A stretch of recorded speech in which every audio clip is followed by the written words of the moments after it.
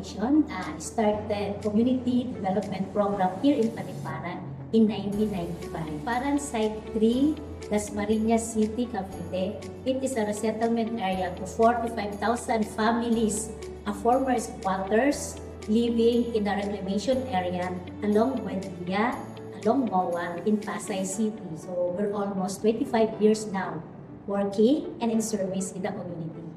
The Pangarap Foundation vision here in Paliparan is that to organize the community to be united, stable, peaceful, and to become child-friendly barangay. The mission of Pangarap in Paliparan community is to empower the people in the community for the ongoing capability building, like seminars, training, workshops, and we train the youth and adult to become community leaders so that they can help Pangarap and continue running the projects and to implement the programs and services in the community.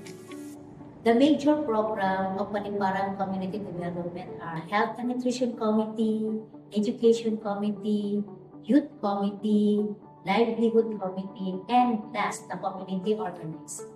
Under the Health and Nutrition Committee, we have the Feeding Project. Kami po yung naghahanap ng mga bata na below normal, tinitimbang po namin, sinusupat namin. Kapag below normal po, ay yun po yung qualification na papasok namin sila sa feeding beneficiaries po. Bilang sa volunteer po, nagsasaing po ng kanin for 100 children. Hihiwa ng mga dapat naming lutuin kasama ng aking mga volunteer na mga nanay from Monday to Friday. Bawat po araw, iba-iba pong phases. From phase 1 to 5 po. Nilalagay ko na po yun mga ulam sa lahat ng baonan. Then sa hapon namin tinapa at binababa. Pag darating na po yung mga feeding namin, siniserve na po namin lang. In addition to Health and Nutrition Committee, we have the dental services. Dental clinic ng Pangarap to cater all the children. Pumasok yung idea na magkaroon na affordable medical services sa community. Accessible sa bawat mahirap na pamilya. Sa mga bata, continuous pa yung program. Schedule ng dental services dito sa Paliparan is lunch day, which is the day for oral prophylaxis and restoration, and all other services. But Friday, Saturday, and Saturday, more on extraction.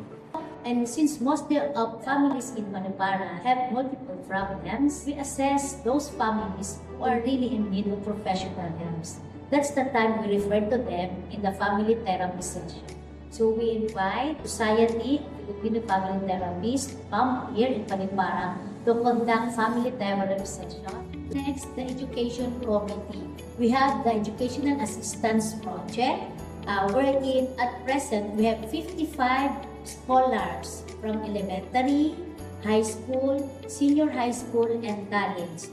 So, part ng aming sa education project, meron kaming mga ginagawa, especially sa mga batang nahihirapan sa kanilang pag-aaral. Yung mga senior high school namin, tumutulong sila sa amin sa pag-tutor sa mga batang nangangailangan sa kanilang pag-aaral. So, kakandakting kami ng mga trainings and seminars. In Child Minding Center, we only accept those parents both who are working. So, kinikater namin ang mga batang 1.5 to 4 years old para maiwasan ang mga abuses sa bahay, especially kung ang mga parents nila ay nasa work. Dito nila nilalagak sa Child Minding Center. Under the Youth Committee, we train the youth to become the community leaders. So we organize all the scholars and the youth in the community to be part of the task force Kabataan. The one doing their own fundraising to do projects in the community. Alakal Caravan, Linggo for Akos, and they have also their Batang Kalimos project wherein they sponsor those children in the street to go to school, these beneficiaries who are not reached out by the Pangarap Foundation. So Task Force Kabataan is a great help to the community since they are the one doing or implementing or facilitating our activities in the community.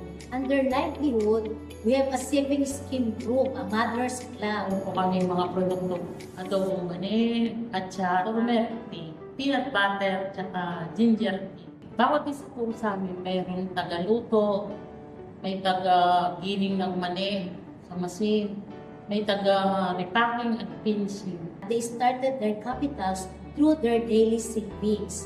That's why the reason Pangarap only help the saving scheme group mothers more on the marketing of their products as a technical assistance of Pangarap. In community organizing, we train youth and adult leaders in the community. They undergone series of seminars like child-related laws, CRC, reproductive health services, child abuse and sexual exploitation, leadership training, and the voters education. In community organizing, we mobilize the trained youth and leaders in the community. We have Lingkod leaders organized by the Brothers of Sons of Mary. The mission of the Lingkod leaders is to reach out those children or adults who are not yet baptized. Bilang BFM sa barangay, hinahawakan ko rin yung lingkod ministry namin. May palibreng binyag sa mga adult na hindi pa nabinyagan. Ano rin kami ng mga seminars. Sumasama din ako home visit ng mga paaral dito. Sumasama ako doon sa mga pag-visit ng area saan yung mga bata may mga problema. Part of the community organizing, we organized the Pangarap Alumni Association. Former children or boys helped by Pangarap who are residing here in Paliparan. They help the Paliparan community by conducting an outreach and activities, and also some of them scholars to those youth able to continue their studies. Ang Pangarap is sobrang laki impact sa life ko. Kasi na-build yung confidence, yung pag-build ng sarili ko. Tinulungan ako ng Pangarap on how to deal with my problems, yung mga ganun ba, yung skills for life, yung pinakamahalaga. Pag-aral ako, nakapaghanap ako ng trabaho. Yung nagbigay ng liwanag para dun sa journey, nakala ko madilim yung mundo pinaka ko. Pero sobrang blessed. Malaki na yung impact ng Pangarap sa akin kasi they mold me as a better youth. Actually, part kami ng youth committee first, then naging Task Force Kabataan, which is helping to be a solution in our community. Ang valuable lesson na na-learn ko talaga sa Pangarap, I have 3 core values na tinuturo talaga ng mga brother. Caring, yung healing, teaching. Na nadala ko pa rin is yung pagiging magalang.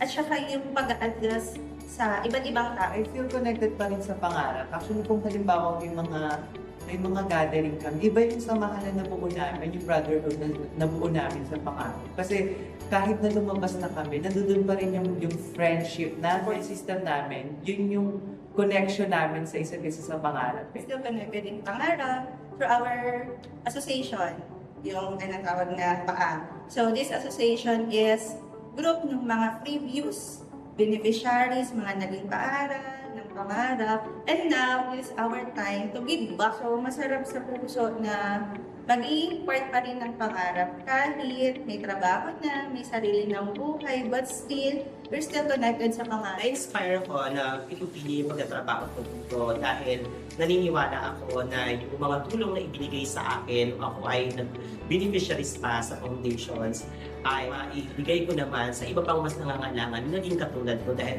naranasan ko na nangailangan at natulungan at para mabigyan ko din ng yung mga tao tumulong sa akin. Ganun din yung gagawin ko pagbalik ng tulong para naman sa ibang naging katulad ko. In my 18 years dito sa Pangarap, na-witness ko kung ano yung mga magagandang pagbabago sa family ng mga estudyanteng tinutulungan na. Nagkaroon sila ng magandang pananaw sa buhay. Kaya ito ay nakatulong sa kanila na magkaroon ng pangarap tapos at mabago ang buhay ng kanilang pamilya. Maganda yung buhay, naging maayos, nagkaroon ng mga kaalaman. At saka hindi lang po yun, dumaas din po yung self-esteem ko. Dati po, mahihain ako. Lahat po ng pwedeng itulong ni Brother Brad sa mga kababaihan dito, mga nanay, na pwede naming matutunan at hindi lang nasa isang tabi ang babae, kailangan maraming kaalaman. Libreng bigas na pinamimigay, malaking tulong yun sa pamilya ko kasi hindi ko naiisipin yung pang-araw-araw namin na pagbubuhay. At least kahit pa paano, meron akong other source of income na pagkukunan pa. Malaking tulong po ang natanggap kong suporta galing sa pangarap. Kasi yung sa gastusin sa dami kong anak, malaking bagay rin yun na nakakakuha ako ng support sa mga bata na Bilang isang kabataang leader po, unang-una po, ginagamit ko po yung boses ko para ipahayag po yung mga issue po dito sa community po ng Barangay Paliparan. Ginagamit ko din po yung boses ko para mas makilala at mas mabigyang halaga yung mga kabataan na tulad. Noon hanggang ngayon po, yung passion po, pagiging compassionate po sa ginagawa nyo, yun po yung pinakamagandang pwede ko rin pong itulong sa mga kabataan. Kung ano naman yung naitulong sa akin ng pangarap, dala-dala ko po siya hanggang ngayon. Yung skills ko din po sa pagsasalita, pagharap sa maraming tao, formal. Naturo din po sa akin ng pangarap na yung puso sa ginagawa, yung passion mo sa ginagawa mo kahit na walang nakakitang tao. Until now, kahit na nag-work na po ako pag may mga spare time po ako, napunta po talaga ako sa foundation para tumulong sa mga activity, lalo sa PFK po. Nakatulong po sa akin yung pangarap. Unang-una po sa pag-aaral ko. Yung iba po pong nakatulong sa leadership skills. Na-develop ko po yung skills ko dito sa pangarap. I've been 20 years in Pangarap as a social worker. What motivates me to stay longer here in Pangarap is that I find this work or job, it's not more on the compensation. It's more on service, commitment, on the passion, the mission, charity works. And I find that it's really a self-fulfilling on my part. It's a noble work and giving hope to those families feeling hopeless. To all the donors, benefactors, and potential sponsor sa pangarap, hindi lang pangarap ang binubuhay ninyo sa bawat bata matutulungan ninyo, kundi binibuild din natin yung pinakamagandang community sa atin. Papasalamat ako bagmat wala pa. Yung pagtulong niyo po, kung sino ang gusto mag-donors, malaking bagay po yan sa amin. Hindi po sayang ang ibibigay niyo pong tulong sa Pangarap Foundation dahil marami pong nagbe-benefits ng mga bata. Pambili ng gamot, vitamin, yun po, kailangan din po ng mga feeding namin. Kailangan namin ng mga dental equipment, instruments, na makabago siguro para maibigay din natin yung tamang services na accessible doon sa mga tao na nangangailangan. Isa po ako doon na kung saan natulungan, naging public school teacher, meron pa pong mga naging head ng PSWD, mga naging social worker, mga seaman, at kung ano-ano pa pong mga magagandang professional na nakanta ngayon ng mga batang tinulungan. So sana po patuloy po kayong maging bukas palad para tulungan ng Pangarap Foundation para mas marami pa pong tao, bata o pamilya ang mabago ang kanilang sitwasyon. Pwede po yan sa pagiging boses din po to extend your help na maging medium. Wala po yung pangarap. Marami po yung kabataan na maliligaw yung landas kasi sobrang laking impact po yung ginawa or create ng Pangarap Foundation dito sa community ng Paliparan. Malaking tulong po yung para sa mga kabataan tulad po namin at sa mga sa mga pamilya na nakatira po dito sa community po namin. Sana tangkilikin nyo din po yung aming produkto. Kung may gusto po kayong model, dito lang po kami sa Pangarap. Ang may bibigyan nyo ay investment sa mga vulnerable na youth at families and children para sa kanilang kinabukasan, ang maibalik ang pag-asa sa kanila, okay, edukasyon, okay, at pag-restore ng samahan ng pamilya at hindi lang ng pamilya at kundi ng buong community. Magiging parte ka ng misyon ng Pangarap Foundation sa pagbabago sa mga buhay ng mga tao, bata, mga kabataan at ng buong pamilya sa komunidad. Together, we can turn dreams into realities. Thank you for believing in the power of second chances. Kung gusto niyo pong makatulong, welcome po kayo, maging donor, maging sponsor. Just contact our website at www.pangarapfoundation.org.ph. Let's keep their dreams alive! Kami po sa Task Force Kabataan ay naniniwala sa kasabihan ni Winston Churchill, We make a living by what we get. we make a life by what we give. Hashtag, sharing is caring!